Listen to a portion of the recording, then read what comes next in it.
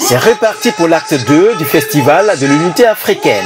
Afrique du Rire, un festival itinérant qui a débuté en Côte d'Ivoire.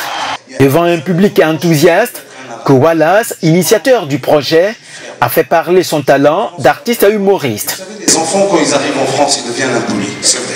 Ils deviennent impolis avec leurs parents parce que la loi française les protège. Moi, j'ai un ami en France, quand son enfant déconne, c'est un Marocain. Il le prend, il l'amène au Maroc, il le frappe correctement, il le ramène à Paris. Afrique du Rire, un pari réussi avec tant de bravoure. On a refusé à peu près 250 personnes. On était tristes pour eux, mais ô combien fiers de voir cette salle remplie. On a rajouté des chaises, comme vous pouvez le voir, sur les côtés, derrière, en haut. On a rajouté plus de 250 chaises et les gens étaient ravis. Cette caravane du rire permettra de créer un espace de cohésion et de partage d'expériences entre différentes générations en vue de porter haut l'humour africain.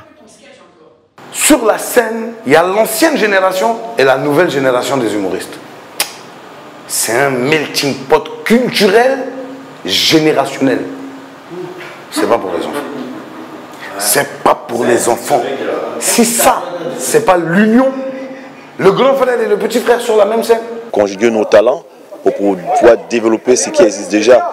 Parce que si j'en crée un, l'autre en crée un, on se disperse. Et je pense qu'ensemble, on peut être une force. D'Abidjan à Casablanca, passant par le Mali pour aboutir au Sénégal, Wallace veut créer une passerelle entre les nations via le rire. Un spectacle apprécié de tous. J'ai trouvé que c'était vraiment extraordinaire, vraiment très agréable, très émouvant, touchant, et en même temps on a beaucoup ri et franchement c'était super. C'est la première fois que j'assiste à cette édition et c'était magnifique. C'est ce qui manquait à l'Afrique. On voit ça partout ailleurs, mais c'est ce qui manquait à l'Afrique.